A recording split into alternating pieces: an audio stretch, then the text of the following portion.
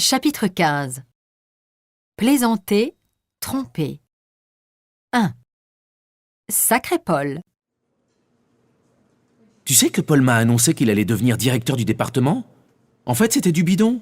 Mais sur le coup, je l'ai cru. Évidemment, il se payait ma tête. Sacré Paul, tu le connais, c'est son style. Il fait marcher tout le monde, il peut pas s'en empêcher. Ses bons mots sont bien connus, et comme il est assez pince sans rire, on ne sait jamais si c'est du lard ou du cochon. Il m'a eu encore une fois, mais ça commence à bien faire. Les plaisanteries les plus courtes sont les meilleures. Parfois, je trouve que c'est un peu limite. Il mène tout le monde en bateau, mais moi, on me la fait pas. Quand il a répondu une boutade, je me méfie. Oui, toi, tu n'es pas dupe. Mais moi, au contraire, j'ai tendance à prendre tout ce qu'on me dit pour argent comptant. Je me fais avoir très facilement. Il va falloir que je sois davantage sur la défensive. Il a toujours fait des blagues et raconté des bobards. De plus ou moins bon goût, d'ailleurs. Comme tous les calembours dont il abreuve son auditoire. 3.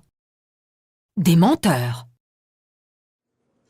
Cet élève raconte tout le temps des salades. On ne peut jamais le croire.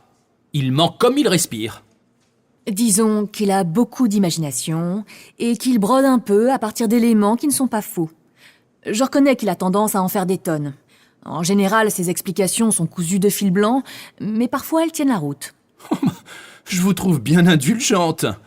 Qu'il raconte des histoires, c'est une chose, mais qu'il colporte des ragots sur les autres, c'est beaucoup plus grave.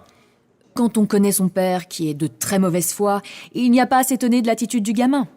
Un jour où son fils avait été puni parce qu'il avait été violent, le père a prétendu qu'on ne l'avait pas prévenu, ce qui était complètement faux, bien sûr.